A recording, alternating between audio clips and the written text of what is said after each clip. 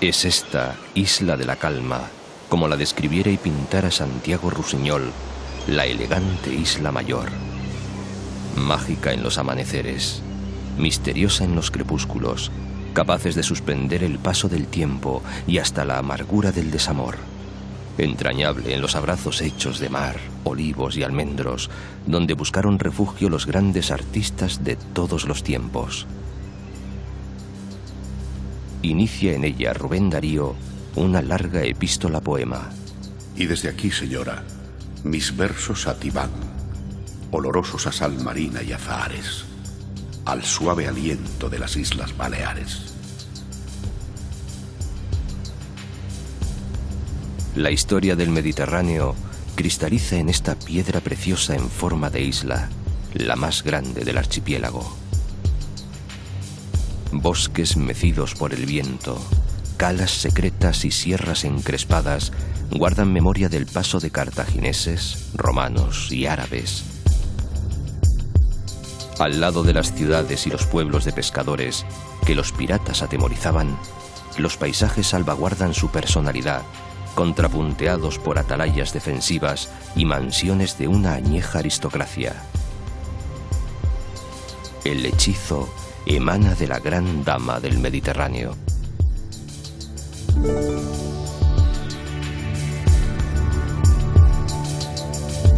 Los primeros turistas empezaron a llegar a principios de los años 20 del pasado siglo, y hasta la Guerra Civil fue creciendo un turismo distinto, especialmente de intelectuales y artistas.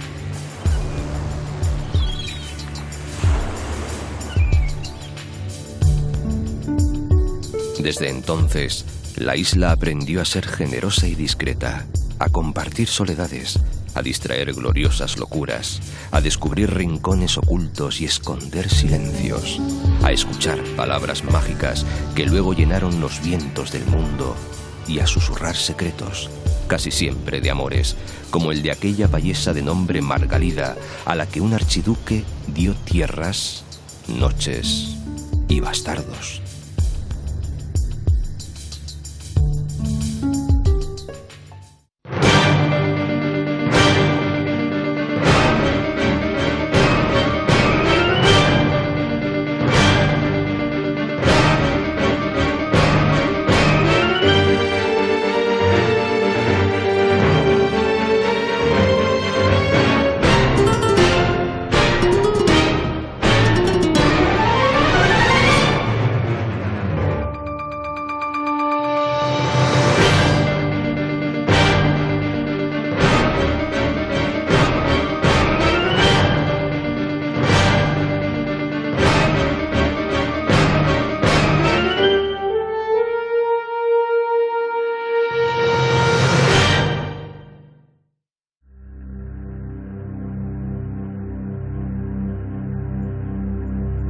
Mallorca se encuentra casi a la altura de Roma y comparte grado de longitud con París.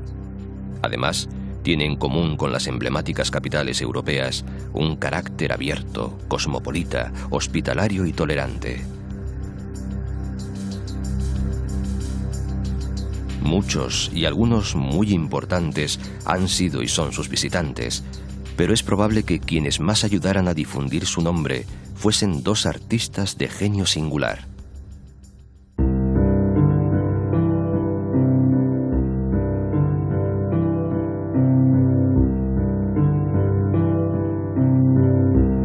Federico Chopin y su amante, la escritora George Sand, llegaron a Mallorca en 1838 en busca de alivio para los enfermos pulmones del gran músico, y también, como la propia Sand escribió, para entregarse al amor perfecto a la sombra de los mirtos. Aquel invierno en Mallorca dejó honda huella en la pareja, en sus obras y en la isla. Alojaron en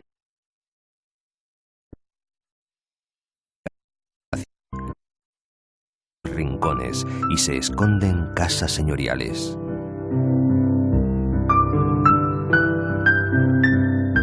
Chopin, enfermo de mal de amores, componía sus preludios, mientras George Sand, que escribía y fumaba con furia, se extasiaba. Cuando paseo al atardecer, tengo que recordarme a mí misma que no son más que árboles. En sus orígenes residencia real, pasó a posesión de la Orden Cartuja en 1399. Los buenos frailes transformaron el edificio de arriba abajo. Diseñaron una surtida botica. Lo que era prisión pasó a ser refectorio, la despensa sacristía. Y tuvieron además el buen tino de conceder a cada monje una celda de 3 habitaciones con su respectivo jardín, donde mejor entregarse al rezo y la meditación. La desamortización de Mendizábal desalojó a los cartujos de sus notables celdas, que pasaron a ser vendidas o alquiladas a particulares. Es el verde de Helvecia, bajo el cielo de Calabria, en la solemnidad y el silencio de Oriente. Este era para George Sand el paisaje mallorquín que les acogió. Su amor no siempre fue perfecto y sus relaciones con los habitantes de la isla estuvieron lejos de resultar idílicas. Pero los miles y miles de turistas que visitan cada año la Cartuja, donde vivieron y crearon, quedan aún fascinados por el enigma que se respira en cada recodo del viejo edificio. Y siguen el rastro de la memoria de una difícil aventura de amor y descubrimiento que vivieron aquí 2 genios, simbolizada en la flor que cada día es depositada sobre el piano de Chopin.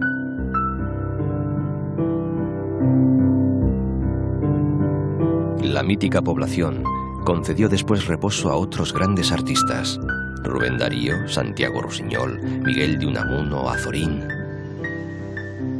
Buscar el puerto de Valdemosa supone enfrentarse a un camino inverosímil que muere en Sestaca, una aldea de pescadores casi desconocida incluso para los propios mallorquines. Las casas se cuelgan del acantilado, mientras abajo las barcas se recuestan en la pendiente como si estuvieran a punto de precipitarse al Mediterráneo. Y entre la arboleda, la mansión que hoy pertenece al cineasta Michael Douglas y antaño fue del archiduque Luis Salvador, cuya singular memoria está presente a lo largo y ancho de la geografía de la Dama del Mediterráneo.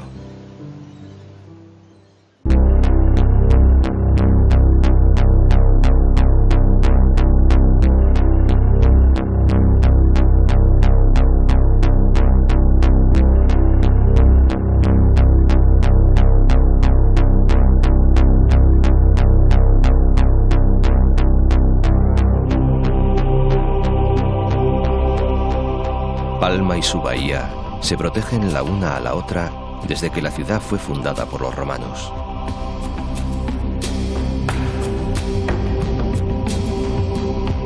El primer gran momento de esplendor para la capital le llegó con los árabes, que ampliaron su Medina Mallorca, enjaezándola con jardines y laberínticos callejones que todavía hoy sobreviven. A la muerte de Jaime I, que había incorporado la isla a la cristiandad y a la corona de Aragón en 1229, Mallorca fue reino independiente por un corto pero fructífero tiempo. Es entonces cuando se levanta la Seu o catedral, frente a la antigua almudaina musulmana que pasó a ser palacio real. La mole catedralicia parece elevarse sobre el mismo aire. La rugosa aspereza de su fachada se transforma en luz y serenidad en cuanto se traspasa el umbral. Las vidrieras atrapan el sol para darle rienda suelta en las naves que delimitan las poderosas columnas. En la capilla de la Trinidad reposan los restos de los 2 grandes monarcas mallorquines, Jaime II y Jaime III. La catedral domina toda la ciudad y su entorno.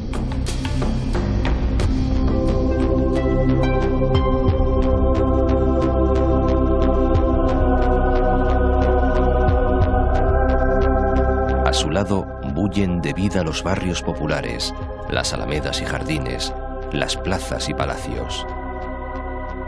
Quien mejor simboliza el verdadero carácter de esta palma aristocrática se esconde de la vista del paseante inadvertido. Se trata de los patios señoriales. Nacieron en los siglos góticos, cuando los estrechos callejones de la Palma de entonces obligaban a abrir espacios amplios y luminosos en el seno de las mansiones. En los siglos XVII y XVIII, los patios pasaron a convertirse en el símbolo de la arquitectura señorial mallorquina. ¿Supieron estos vetustos callejones de los primeros pasos de aquel doctor Illuminatus, filósofo, poeta y teólogo, que aquí naciera entre 1232 y 1236? Raimon Llull, que escribía en las lenguas latina, musulmana y bizantina, probablemente fuera un cortesano del rey Jaime, que murió con casi 80 años en Túnez, inspirado con extraordinario fervor en la conversión del mundo mahometano.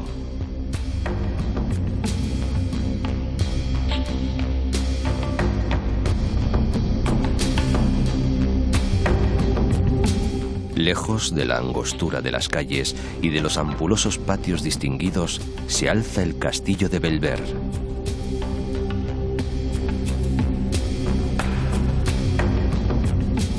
Ordenó su construcción Jaime II, hijo de otro rey Jaime, el Conquistador, para alivio de su maltrecho cuerpo atacado por la tuberculosis, y fue luego cárcel para aquel asturiano ilustrado de nombre Gaspar Melchor de Jovellanos, que aquí penó durante 6 años. La fortaleza es el testigo más notorio de aquellos tiempos en los que Mallorca era un reino independiente y abierto al Mediterráneo, donde participaba de un próspero comercio. Desde sus almenas se puede disfrutar de otra obra de arte prodigiosa, la bahía mallorquina. Se extasiaba Santiago Rusiñol. Palma es como un hermoso tapiz, lleno de palacios y monumentos que se sacuden al sol.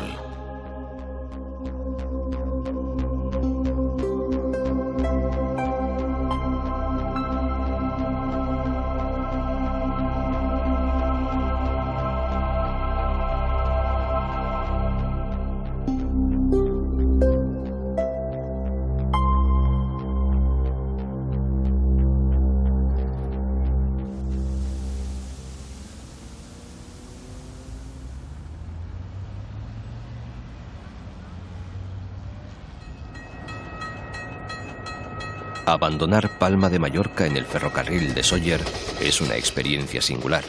Es el último de su estirpe. Funciona desde 1912 y recorre los 27 kilómetros que separan la capital de Sóller. Es mucho más que un medio de locomoción. Se ha convertido en patrimonio de todos los mallorquines, que lo han sabido mantener a salvo de los estragos del tiempo y de los embates furiosos del diseño y las modas.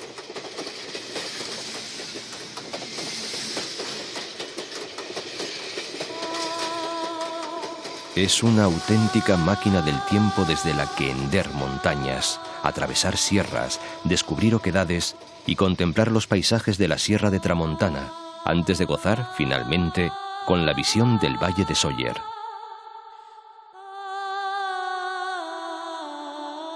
La posada de la Artesá, punto y final del nostálgico viaje, es una antigua casa de postas desde la que partían las diligencias hacia Palma, a la que han permitido conservar todo el aroma de añejos tiempos de esplendor.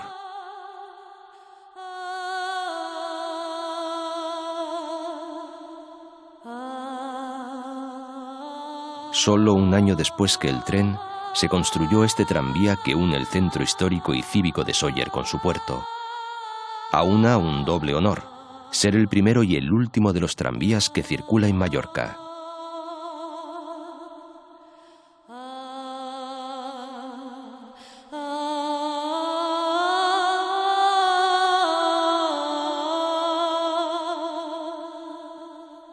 Sóller respira con el aliento pausado de un pueblo mediterráneo, pero también se agita con la cosmopolita brisa de un puerto abierto a Europa.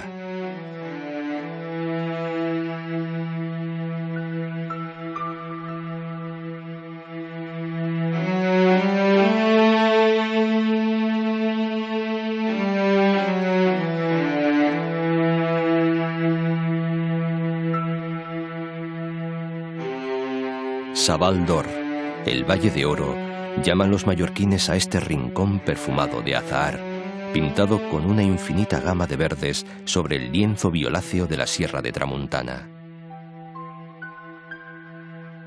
La rocosa muralla, encrespada y soberbia, se afana en proteger a la isla de los embates de los vientos del norte. Algunas de sus cimas consiguen enredar al frío viento, obligándole a liberar sobre ellas su lastre invernal de nieve.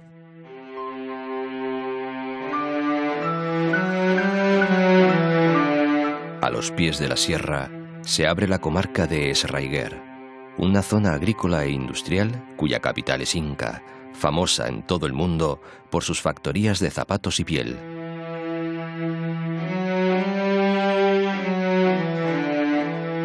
Al lado late el corazón agrícola de Mallorca. Es el llano central, una geografía suave y acogedora sobre la que se levantan pueblos tradicionales y poblaciones perdidas, en las que la vida no es muy distinta de la de unos siglos atrás.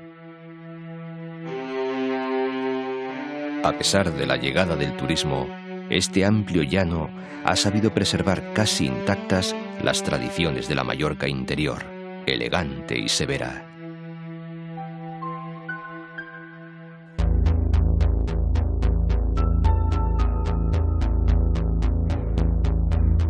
Pero volvamos al principio, a Palma, para tomar de nuevo el camino de la costa que conduce a Andratx.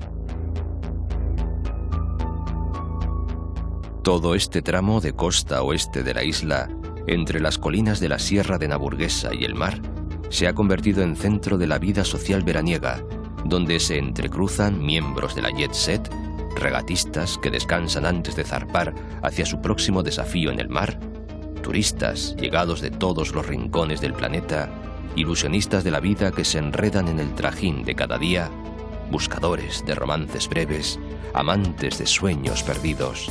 La costa de Calviá es un cosmos que se nutre de pequeños planetas turísticos abocados a playas imposibles y recoletas calas. Aguas transparentes, casas colgadas sobre un mar tan apacible que se hace camino para todo tipo de embarcaciones y escenario para todos los sueños, despreocupados bañistas que procuran gozar las delicias de un sol y un mar únicos.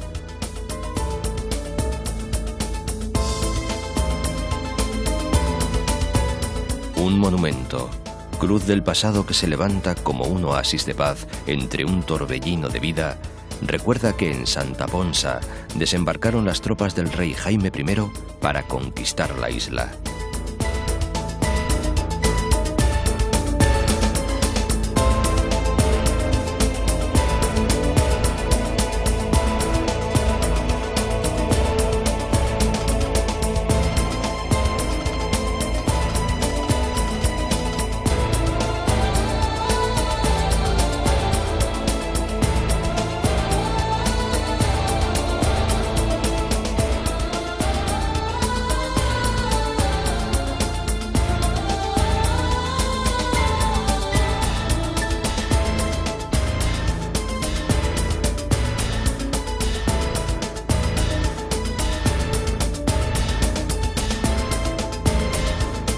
Sant Elm, recoleto y pequeño, está protegido nada menos que por un dragón. Y es que el islote de esa dragonera, que parece vigilar su entrada, parece uno de esos animales mitológicos que aguarda flotando sobre el mar la llegada de los barcos. Este lugar de mitos se ha convertido en todo un símbolo de la lucha por la defensa del medio ambiente.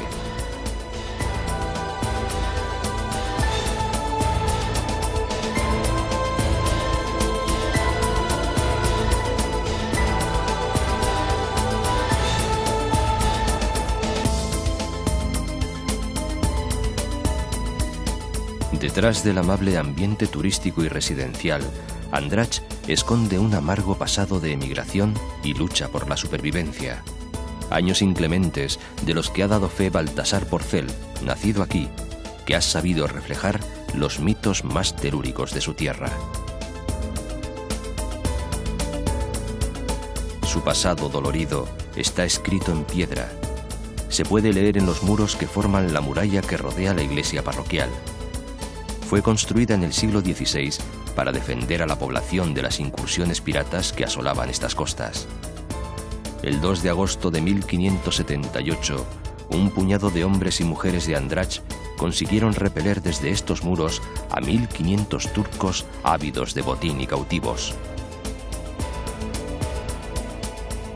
El cosmopolita ambiente que bulle en el port, a poco más de 1 kilómetro de la ciudad, ha transformado por completo lo que fuera en tiempos pasados un pequeño núcleo marinero.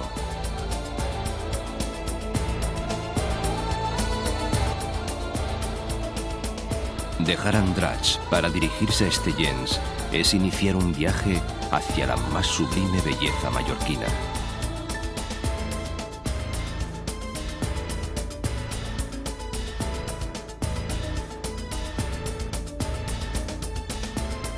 El aliento se suspende sobre bosques intactos que se miran en el Mediterráneo. Árboles que se cuelgan de los cortados y se precipitan por las laderas como buscando la compañía del mar.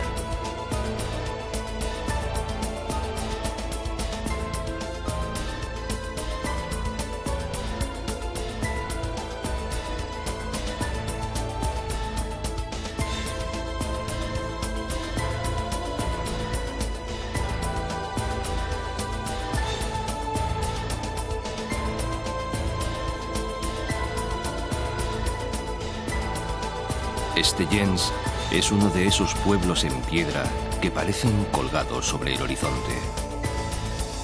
A sus espaldas se levanta otro monumento en piedra, el Galatzó, la montaña mágica de Mallorca.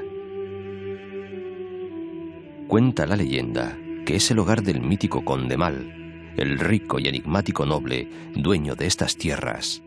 Un espíritu que, para espanto del pueblo, gusta de recorrer las laderas del Puig con armadura negra, cabalgando un caballo verde y con olor de azufre. Menos mal que solo se deja ver una vez al año, y que el feudo estaba habitado por hadas buenas, y debe estarlo, pues parece que éstas nunca mueren. Sin embargo, a quien más temían antaño por estas tierras, viajaba sobre el mar.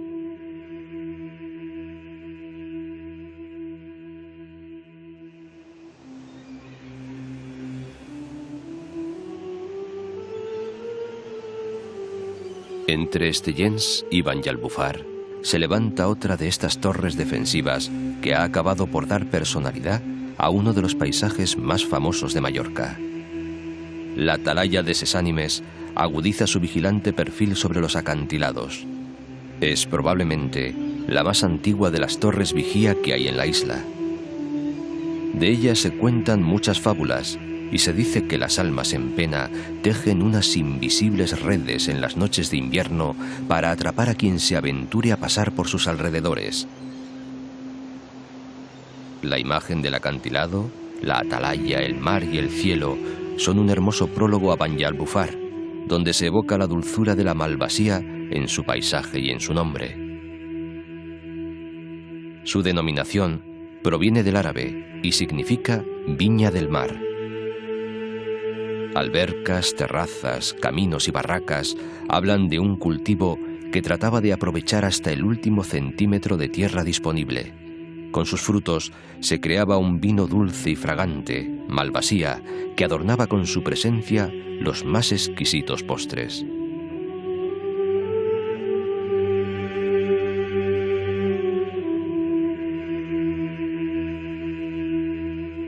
Poco antes de llegar a Pla del Rei, la zona que precede a Valdemosa, paisajes y edificios nos hablan de un personaje muy peculiar en la historia de Mallorca, el archiduque Luis Salvador. Fue el mismo que construyó en el port de Valdemosa Sestaca. Seguía Rubén Darío en su poética epístola. Hay no lejos de aquí un archiduque austriaco que las pomas de Ceres y las uvas de Baco cultiva en un retiro archiducal y egregio. Hospeda como un monje, y el hospedaje es regio. Sobre las rocas se alza la mansión señorial, y la isla le brinda ambiente imperial.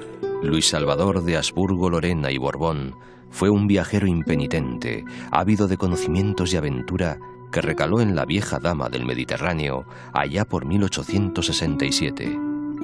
Llegó por primera vez, con solo 20 años, para escribir su mejor obra, Die Balearen. Cuando pudo regresar, 4 años después, inició una febril actividad que iba a ser trascendental tanto para su vida como para la isla.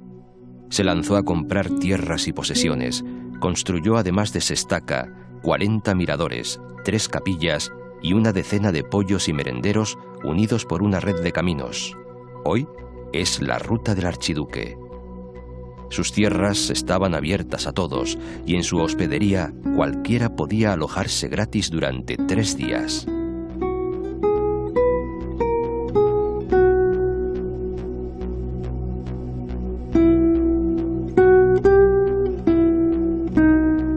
Aquel hijo de Leopoldo XI, gran duque de Toscana, fue a duras penas tolerado por su familia por ser un excéntrico.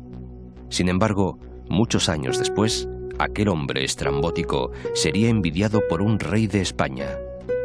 En efecto, don Juan Carlos ha afirmado en alguna ocasión que le hubiera gustado ser el archiduque, propietario de la carretera de costa entre Valdemosa y Dellá, y a quien la emperatriz Sisí venía a visitar en su velero Miramar.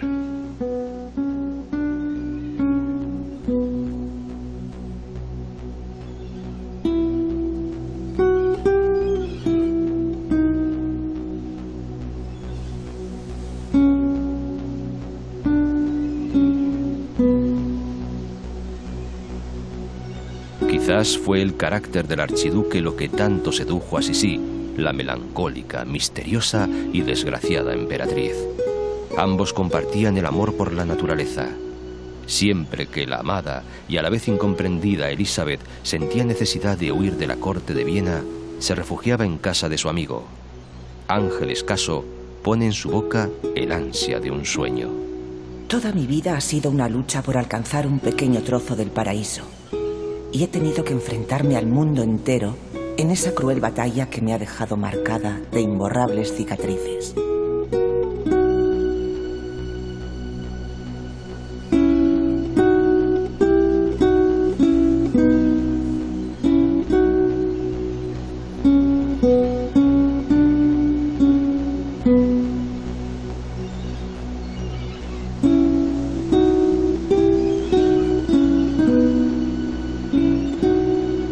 Las alturas del macizo montañoso de Esteix son punto de referencia para toda la zona que rodea a Valdemosa y su Cartuja.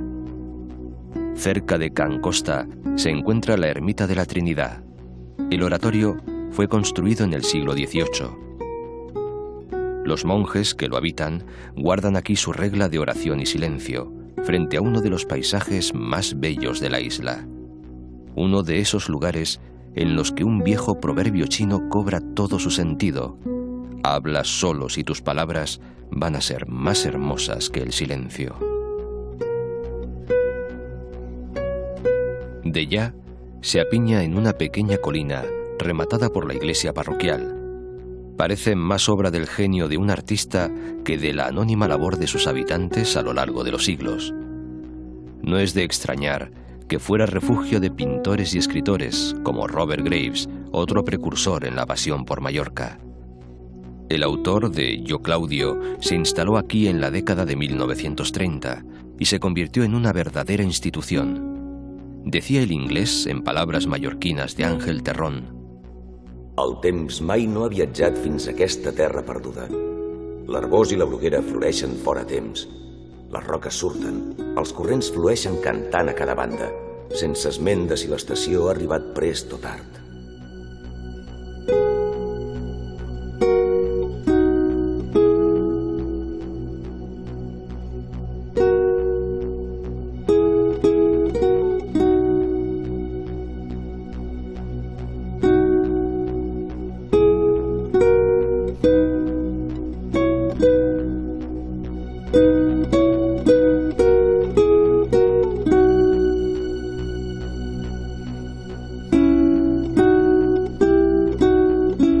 Basta reparar en las lápidas de su cementerio para comprender la dimensión universal del pueblo. En ellas aparecen nombres de pintores y artistas y personas de todas las nacionalidades.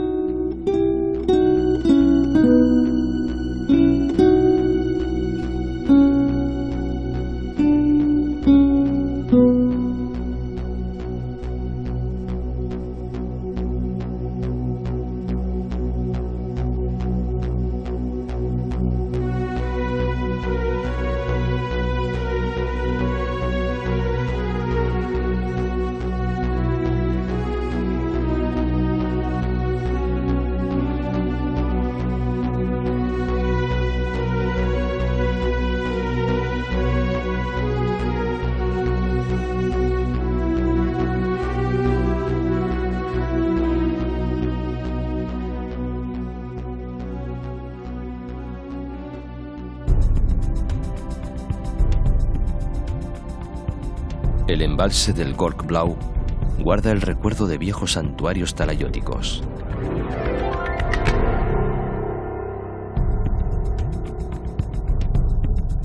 Hasta Sacalobra llega el torrent de Pareis, un gigantesco desfiladero que hiende las entrañas de la Tramontana. El paisaje, impresionante, conserva la integridad y el sosiego de hace siglos. Como el monasterio de Yuk, corazón espiritual de la isla, fue construido sobre un asentamiento prehistórico que seguramente tenía por sagrado el encinar que lo rodea. Su fundación, al menos eso dicen, fue producto de un milagro. Un pastor llamado Yuk, Lucas en castellano, halló entre las rocas de un torrente una imagen de la Virgen. Junto a un monje que le acompañaba, la llevaron a una parroquia cercana. Cuando todo el pueblo acudió a venerarla al día siguiente, ya no estaba en la iglesia, había regresado a donde fue encontrada. Y lo mismo hizo en 2 ocasiones más. Tomaron aquella rebeldía como una señal y decidieron levantar un pequeño oratorio junto al torrente. Sobre él nació el monasterio de Santa María.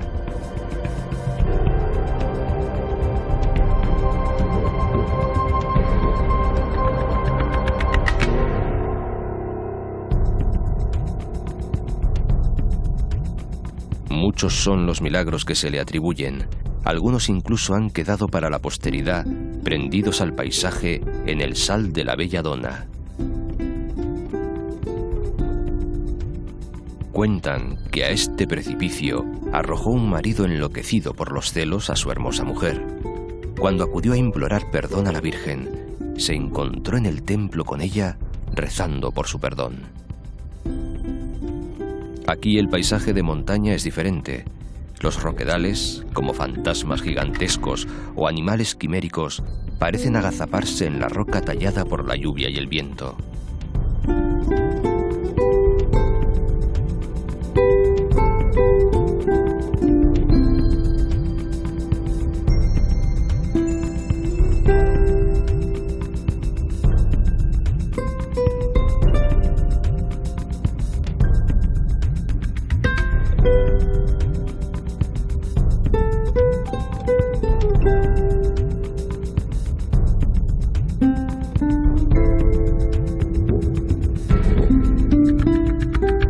A los pies de la sierra, en una amplia bahía, el Port de Pollença, denominado un moll por los pollensines.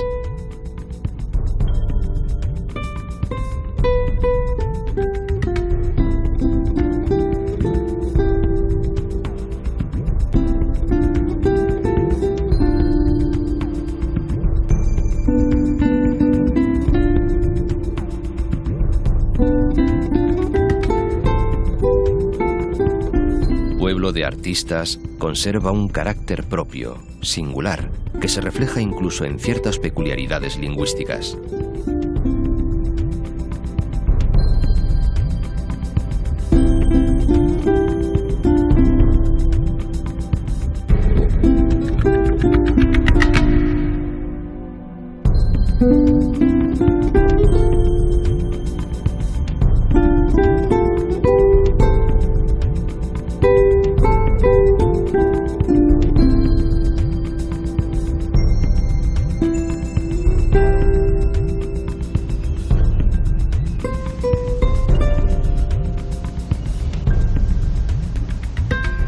Cap Formentor, el promontorio más septentrional de Mallorca, preside un paisaje bravío de altos acantilados y calas desiertas.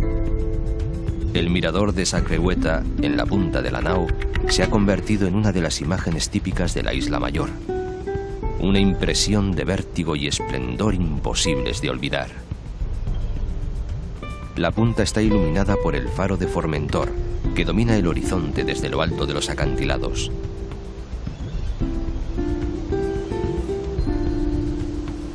Aquí se encuentra el famoso Hotel Formentor, de reminiscencias románticas y literarias. Y el recuerdo perenne de Miquel Costa i Llobera i su Pi de Formentor. Arbre sublim. Del geni n'és ell la viva imatge. Domina les muntanyes i aguaita l'infinit. Per ell, la terra és dura, més besa son ramatge. el cel qui l'enamora, i té el llamp i l'oratge per glòria i per delit.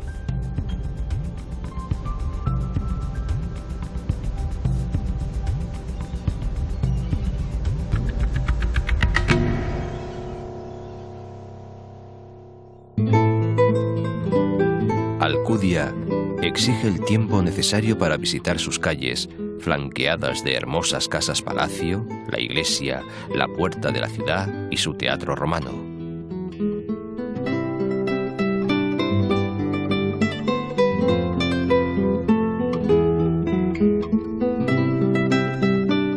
Como en toda la isla, ante la falta de ríos permanentes, son los torrentes y las corrientes subterráneas los principales abastecedores de agua. El Parque Natural de la Albufera es una laguna litoral extraordinaria, y no solo por su belleza. Hoy día, aunque es el mayor humedal de Mallorca, ocupa la mitad de lo que fue en sus orígenes. Pero su riqueza ecológica lo hace excepcional y reúne entre sus 400 especies de plantas y árboles una soberbia muestra de la flora isleña.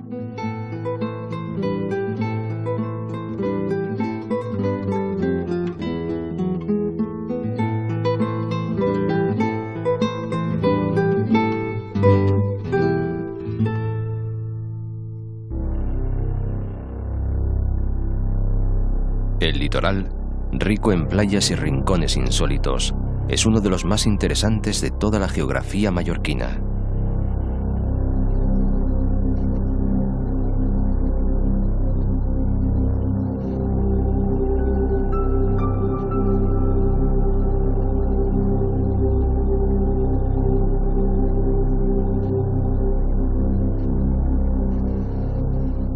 Cuentan que por su situación estratégica y la existencia de agua dulce, Capdepera resultaba muy atractivo para corsarios y navegantes.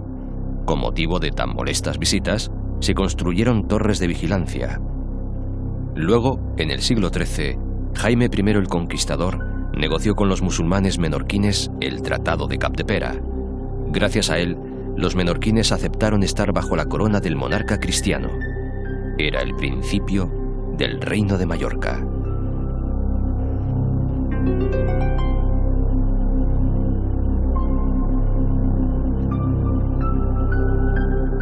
Cuando se iniciaba el siglo XX, la localidad conoció ya el fenómeno turístico. Se construyeron residencias importantes en el muelle de Calarayada, que pese a tanto ajetreo, no ha perdido el sabor pesquero de sus primeros tiempos. Capdepera alberga con orgullo una obra escultórica única. Se halla en las entrañas de las cuevas de Artà. Sus autores han sido el agua y el tiempo. El resultado, una enorme cavidad de espectaculares estalactitas que conforman un espacio increíble.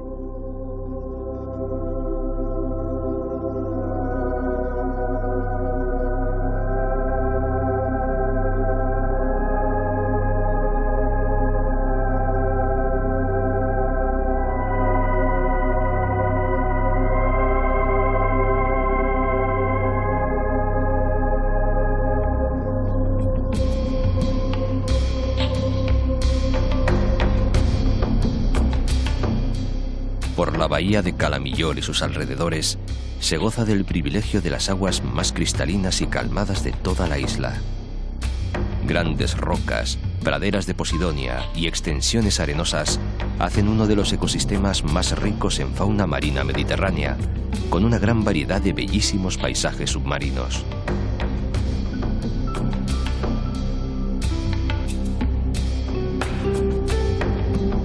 El puerto natural de Manacor acoge otra tradición, donde la celestial rebeldía juega también un papel decisivo. Dice la leyenda que los mulos que tiraban de un carro que transportaba una imagen de Cristo destinada a Palma rechazaron continuar más allá del límite de Manacor. La imagen sagrada se quedó en un resguardado abrigo costero que se llamó Porto Cristo.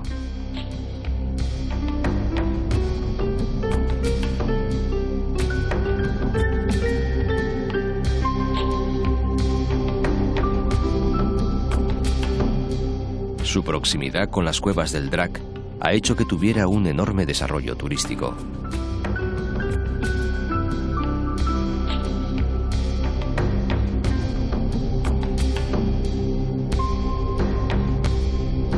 Las cuevas deben su nombre a una antigua leyenda según la cual un dragón guardaba su entrada.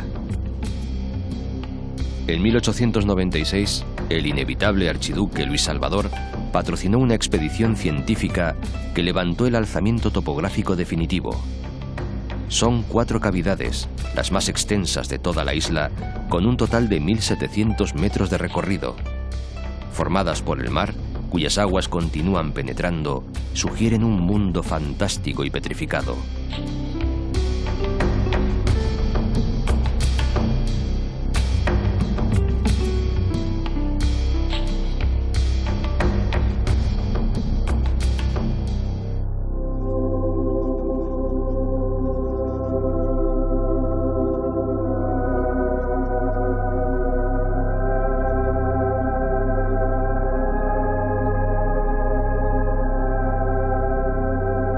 Decir Manacor es decir perlas, artesanía del olivo, cuevas y calas recoletas.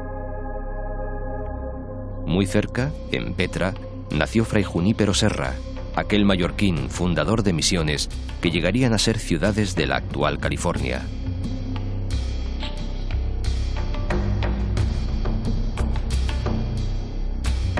En Porto Colom, el puerto de Felanitx, conviven, en sabio intercambio, el humilde yacht del pescador y el yate sofisticado del millonario.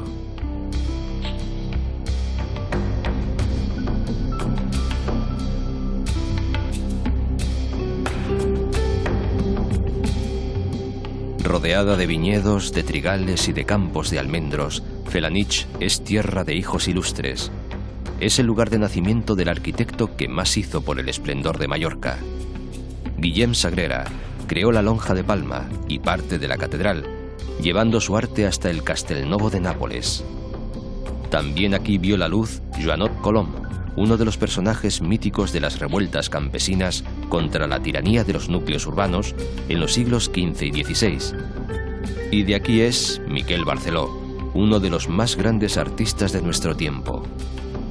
Y hay quien afirma que aquí nació el mismo Cristóbal Colón, en concreto en un lugar llamado Son Colom. Argumento histórico que tal vez podrían corroborar las piedras de sus vetustas iglesias. Y rubricarlo el santuario de la Mare de Déu de San Salvador, que ubicado en la cumbre de la montaña, a 509 metros de altura, vigila desde 1348 la vida de Felanitx.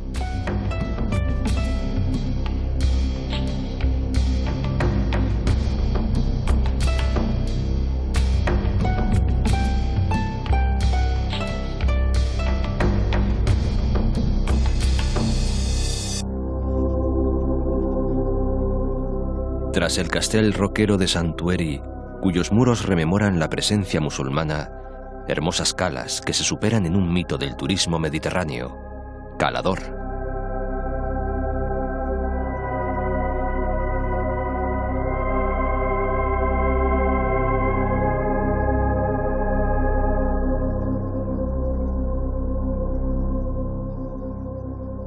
Y el Parque Natural de Mondragó, que hace las veces de su pulmón y su jardín.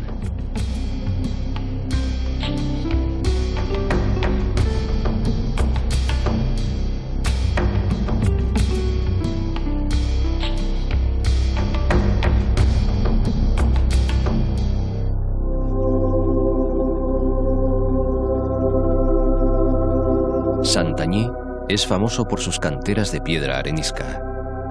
Su color ocre, casi rojizo, es el peculiar de los edificios de la villa.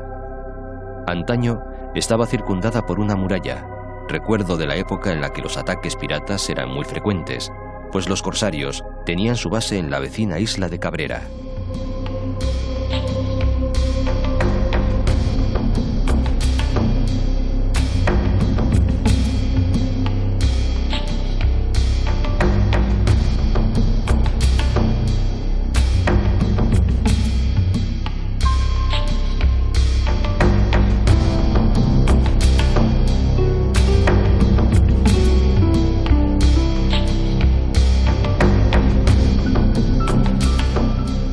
Por aquí están los últimos paraísos, o los primeros, que esconde la dama del Mediterráneo.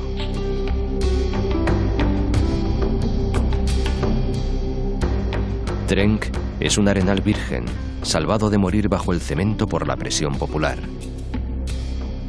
Playa de finas arenas, dunas cubiertas de espesos pinares y sabinares.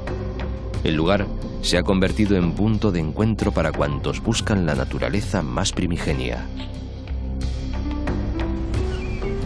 La marisma de Es Salobrar se remonta en su uso a la época romana. En el horizonte, el archipiélago de Cabrera.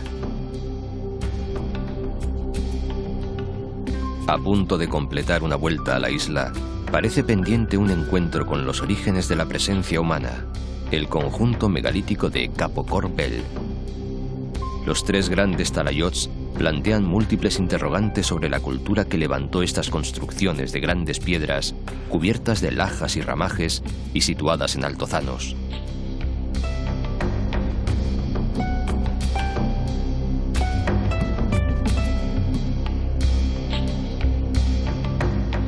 En Llucmajor, víctima de una vil traición, murió el último rey de Mallorca, Jaime III, el soberano que había vendido una de las joyas de su corona, la villa de Montpellier, a fin de conseguir medios para recuperar las islas.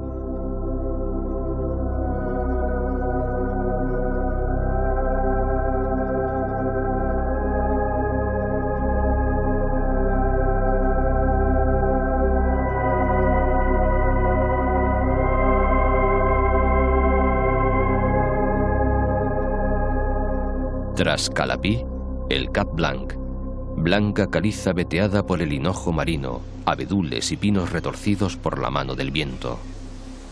Gaviotas y cormoranes desafían en sus vuelos la sobrecogedora verticalidad y hacen que el faro no esté solo, compartiendo la labor de vigilancia con una vieja torre renacentista.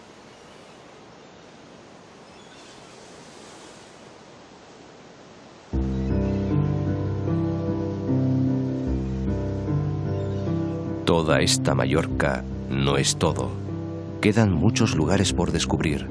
Retazos de la Mallorca recóndita, agreste y aislada, campesina o pescadora. Rincones secretos, pequeñas poblaciones, caseríos sin grandes carreteras ni puertos deportivos. Islas dentro de una isla que ostenta la renta más alta de España gracias precisamente a los que la invaden en masa. Son lugares que hay que recorrer, navegar o volar de punta a punta. Secretos de vieja dama que hay que conquistar. Se lamentaba el epistolar Rubén Darío en su carta a Madame Lugones. ¿Por qué mi vida errante no me trajo a estas sanas costas?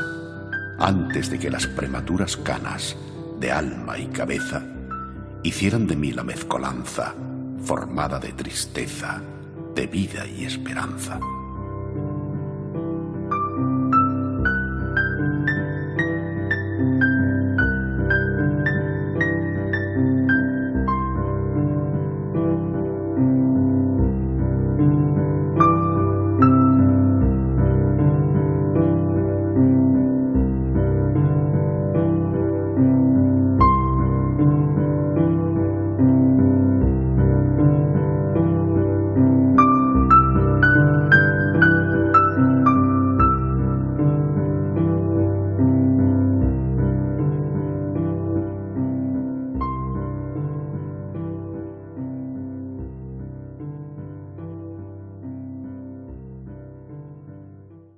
Yo voy soñando caminos de la tarde,